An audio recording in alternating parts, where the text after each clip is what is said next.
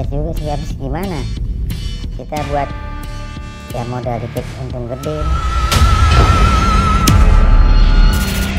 Itu tuh si sendoknya dicuci dulu bang? Nggak usah, sama aja. Sama aja udah masuk. Iya. Sanitasinya nggak dijaga gitu, abang bikin tempatnya juga jorok gitu. Kami nggak kasihan gitu kan kalau anak-anak. Iya enggak sih, kan nggak ada yang tahu emang. Kita doang yang tahu.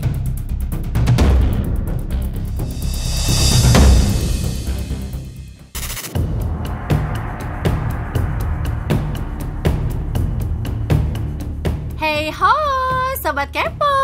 Baru-baru ini lagi heboh nih soal beredarnya susu basi alias udah kadaluarsa di tengah masyarakat.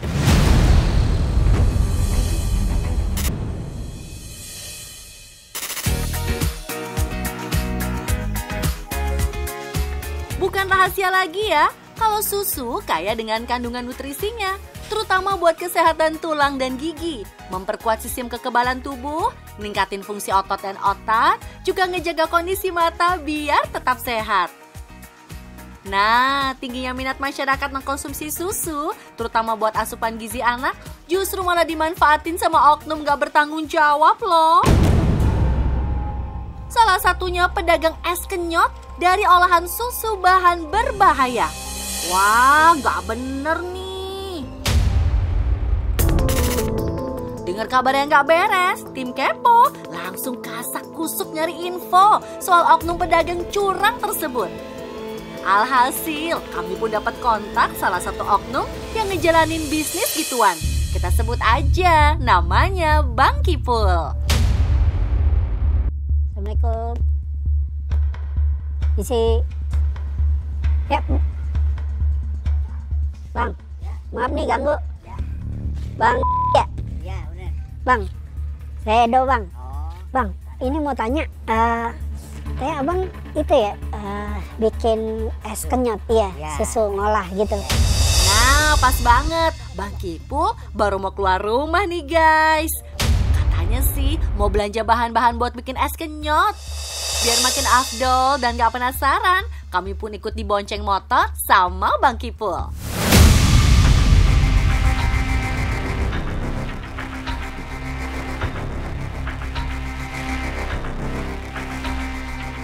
Saya jual mantap katanya.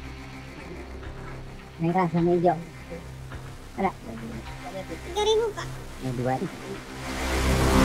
Merah sedikit gitu. Kan naruh lantek di sini doang. Iya. Hijaunya nggak ada tuh Pak. Merah aja dulu deh. Merah deh. Satu aja. Iya, betul.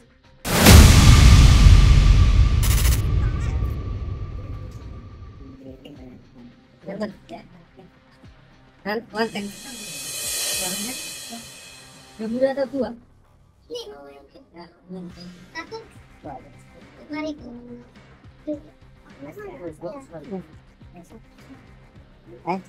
Sama gulanya ada sekilo. Gula. Gula. Gula putih. Gula berapa kilo?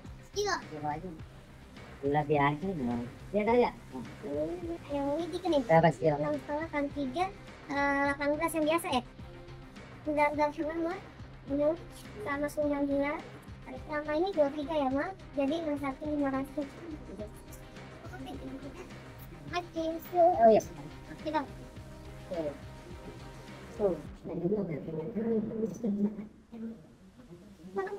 Kalau usaha es kenyot mah udah jalan setahun kita ini. Dari pas liburan anak sekolah tahun kemarin kita jualan usaha es kenyot. Karena kan musim-musiman kalau itu. Kalau musim panas kita lanjut terus. Liburnya paling kalau hujan. Jadi kan kalau es pengaruh di cuaca. Kelar belanja, Bang Kipul juga ngajak kami buat ngambil susu yang udah disiapin di lapak perahan sapi. Kayak gimana tempatnya ya? Karena lagi pada mungkin makan siang apa makan sore, kosong sore. Nah, iya. Biasanya meresnya itu sehari berapa kali bang? 2 kali pagi sore. Oh 2 kali pagi sore. Nah bang berarti kalau mau ngolah ngambilnya sore? Ngambil sore. Oh berarti emang nggak dihabisin sama dia sengaja gitu? Sengaja emang. Oh, udah tahu udah dia. Oh udah tahu. Udah tahu. Buat ngolah. Buat ngolah. Emang udah bikin udah lama kita. Oh. Loh, Kirain susu sapinya disiapin di wadah khusus. Rupanya susu sisaan dari wadah bekas perahan sapi, guys. Walah. Mungkin Bang Kipul pikir sedikit-dikit lama-lama jadi bukit kali ya. Tapi gak gitu juga, keles. Kagak nentu juga ya. Beres ngambil susu sisa, abang-abang bergaya topi kebalik ini langsung tancap gas pulang ke kontrakannya. Lanjut ke dapur. Kita olah, kita proses nih. Bang, ini gimana nih selanjutnya nih, kita apain nih? Kita proses. Setibanya di rumah, Bang Kipul mulai ngebongkar isi kresek hitam hasil belanjaan tadi. Satu persatu isinya dikeluarin, dan kami pun salvo sama bahan-bahan yang kayaknya agak lain ini. Lebih awet es. Kan kalau pewarna biasa kan cepet hilang ya.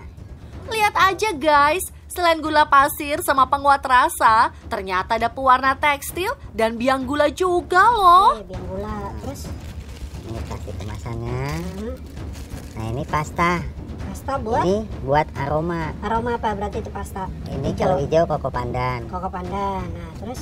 Kalau ini yang koko pandan. Nah, ini stroberi merah. Oh merah stroberi. Ya kita pakai 2. Nah terus gula pasir buat apa lagi kalau abang? Gula pasir buat pemanis. Pemanis. Berarti manisnya double dong bang?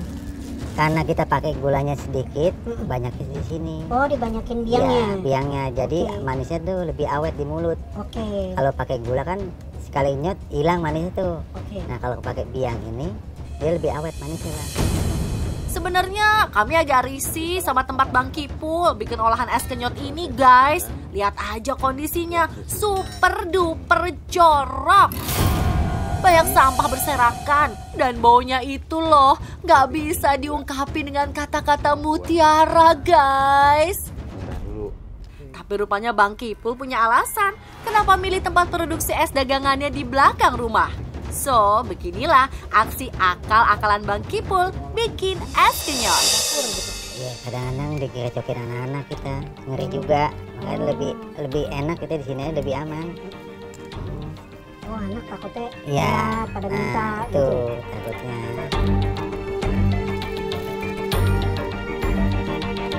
Nah berarti biasanya abang kalau nyetok tuh tiap bikin seliter gitu minimal. Seliter.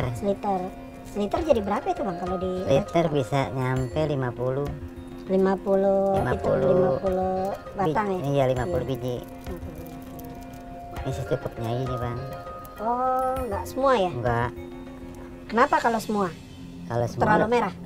merah pahit dia. Ini kita kasih rasa stroberi. Takarannya berapa biasanya? Biasa aja bebas mah, dikit doang nggak apa-apa. Tapi ini yang si Ya, buat pewarna aroma. stroberi ini dia akan nyampur juga jadi warnanya makin naik. Nyampur, Oh. nyampur. Terus itu kita aduk Bang. Nanti kalau merahnya belum dapat, paling kita tambahin Tambahin si tekstilnya. wanteknya lagi. Ya. Kalau pasta itu kan buat aroma. Nah segini udah dapet Bang, Oh segini dapat nih. udah dapet. Nah cuman nakarin aroma itu gimana bang? Untuk dapat Kalau aromanya pas kita nanti dicicipin sedikit aja, ini abang nyicipin juga. nyicipin mau nggak mau sedikit, sekedar nempel doang itu Bang. Nah udah jadi ini Bang merahnya segini, kan rasa stroberi warna segini jadinya tuh. Nah sekarang kita yang kedua bikin warna koko pandan hijau, Oke.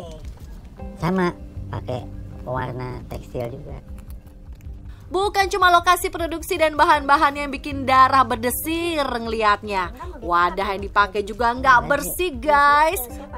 Bahkan susu sisa perahan yang jadi bahan utama es kenyot ini nggak pakai disterilin dulu dong. Wah, yang bener aja bang. Ini kan segini bisa sampai sebulan nih Bang. Oh. Makanya itu kita nggak terlalu banyak bahan pewarnanya. Nah kalau ini kan buat tetap rasa aroma, cukupnya aja, setetes cukup. Bang, tapi kalau si pewarna doang, kita nggak pakai si one take bang, cuman pakai itu aja, itu dia bisa nggak naik jadi warna hijaunya pekat gitu? Kurang bang, Oh kurang ya? pas udah jadi esnya itu agak pudar dia Oh, mudanya. Nah kalau ini cakep nih tuh, oh iya, pas lah itu ya. sekarang warna hijau. Nah, itu tuh si sendoknya nggak dicuci dulu bang? Nggak usah, sama aja Sama aja udah masuk ya? ya, udah nyaruh. Oke. Bang, tapi ngomong-ngomong ini nih, susu kan biasanya disterilin dulu, kenapa abang nggak sterilin dulu? Steril mah kagak usah, ini mah kan udah steril, udah disaring. Sama aja ya, steril nggak steril mah sama aja. Sama aja? Sama aja, ntar kan kita masak ini. Oh. Ya kita panasin, Mm-mm. udah pasti mati udah kumannya, nggak usah steril lagi. Nah, Kenapa bang kan? Heeh. Maksudnya abang kan jualan, ini juga Ya. ke anak-anak. Sanitasinya nggak dijaga gitu, abang bikin tempatnya juga jorok gitu. Apa Kan- nggak kasihan gitu bang kalau anak-anak? iya enggak sih, kan nggak ada yang tahu emang. Kita doang yang tahu. Iya juga sih. Nih segini sejemput biangnya.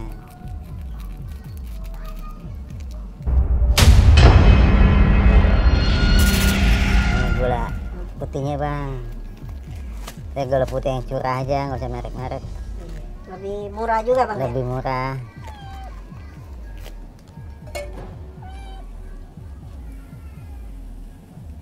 Takarannya seberapa banyak gitu? Ini segini biasanya 2 centong cukup. Kan udah ada biang ya bang. Iya. Oh jadi Nah, warnanya makin naik ya? Iya. Apa rasa manisnya gitu ya? iya. Berarti kalau normal susu gini dia dapatnya berapa itu bang biasanya? Kalau normal seliter paling jadi 25-30. 25 Heeh. Kalau Ini kan bisa kalau kita campur air bisa lebih dari 50. 50 bungkus es. Proses ngeracik susu pakai pewarna tekstil sama biang gula selesai, Bang Kipul bergeser ke bagian dapur buat manasin susunya. Dan lagi-lagi, kondisi dapur yang amburadul bikin kami makin was-was sama hasil olahan susu es kenyot buatan Bang Kipul. ini ngaduk sekaligus apa? Steril. Steril. Habis itu kita tambahin air. Ini kan belum ditambahin air tadi. Heeh. Nah proses dari ini sampai nambah air berapa lama bang? Biasa? Total semua 15 menit dah. Oh, Ah. oke. Nah ini baru dah kita tambahin airnya nih.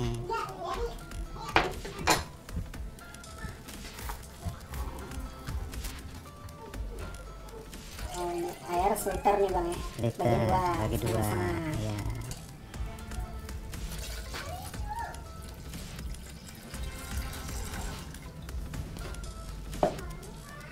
Tapi kalau gini udah nggak ada vitaminnya dong bang. Ada masih Tapi kan campur itu, campur one pack. aman, masih Saya mana? masih aman lah. Semua pernah bang cobain selain dicicipin gitu esnya? Ya kalau makan banyak mah gak pernah bang. Nggak pernah. Iya, kita gak tahu, takut juga kita.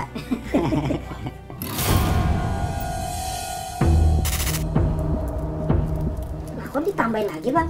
Ini kurang ceria, kurang cerah. Buset.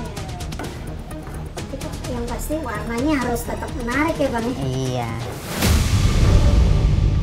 Ngelihat proses olahan susu sapi sisa yang full bahan berbahaya ini, rupanya bikin Bang Kipul juga ngeri-ngeri sedap buat nyicipin hasil karyanya sendiri. Ya, aman. Ngakunya sih, dia cuma jajalin sedikit doang, biar tahu takaran rasa hasil susu olahannya.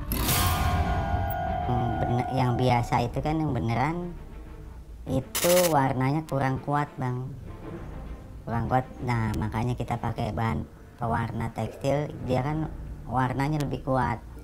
Jadi di saat es dikenyot itu warnanya masih ada. Jadi daya tarik dari si pembeli juga, dia lebih seneng lihat warnanya itu dari warna-warninya. Jadi udah biasa dijual berapa? Jual 1.500. Maksudnya belum ada. Ada yang dititip juga nggak bang kalau? Kadang kalau ini warungnya lagi nutup mulu ini, ini keliling aja udah pakai motor. Oh paling, oh jualnya keliling. Keliling. Nggak dititipin ke warung-warung. Nggak gitu. dititipin, kadang-kadang kalau dititipin. Tapi ini dari kayak ke sekolah-sekolah juga nggak dititipin? Enggak, kalau sekolah mah enggak. Kenapa nggak? Itu kan udah banyak tukang es tuh, paling kalau tempat-tempat bermain kebanyakan tuh TK, taman main gitu. taman main. Proses produksi es kenyot Bang Kipul emang bener-bener di luar nuru guys. Gimana enggak? Selain bahan yang berbahaya dan peralatan yang gak higienis, ada juga tangan kucing yang ikut campur ngobok-ngobok panci olahan es kenyot. Aduh, makin ngawur ini sih. Tuh kucing nggak apa-apa Bang, kadang kalau lagi masak kayak gitu. Nggak apa-apa dia mah. Agak paling enggak kalau ngerasa aneh nggak pergi dia. Iya, jatuhnya sih bukan racun sih Bang ini. Bukan racun. Bukan. Terus apa dong kalau nggak bahaya? Bahaya tetap bahaya, cuman kan bukan racun.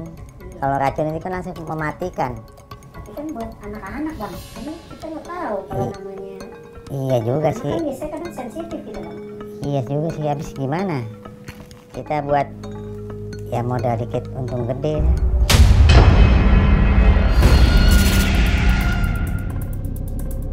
Rupanya nih guys, tampilan menarik es kenyot bikinan Bang Kipul selalu jadi magnet buat bocah-bocah lagi main di taman bermain ataupun di depan sekolah TK.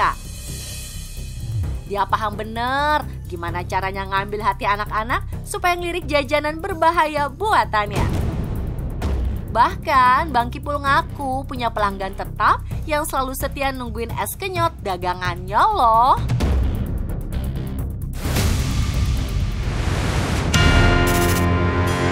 Meski begitu, Bang Kipul ngaku kalau omset yang didapat dari jualan es kenyot dengan bahan berbahaya ini bisa dibilang lumayan. Katanya nih, dia bisa ngantongin pendapatan bersih sekitar Rp150.000 dalam sehari.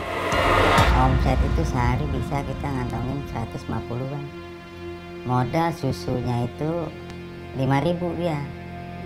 5.000 seliter. Oh, kalau ngambil itu tuh. Ngambil itu susu-susu yang udah sisaan itu kita udah pesen, udah langganan, jadi kumpulin yang dia ngambil itu.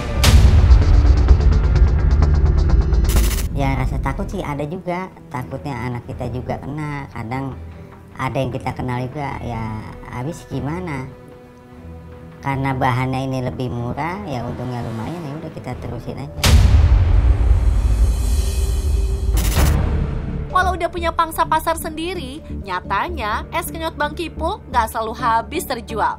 Biar nggak kebuang sia-sia, sisa es kenyot dagangannya itu disimpan di dalam kulkas sampai berhari-hari.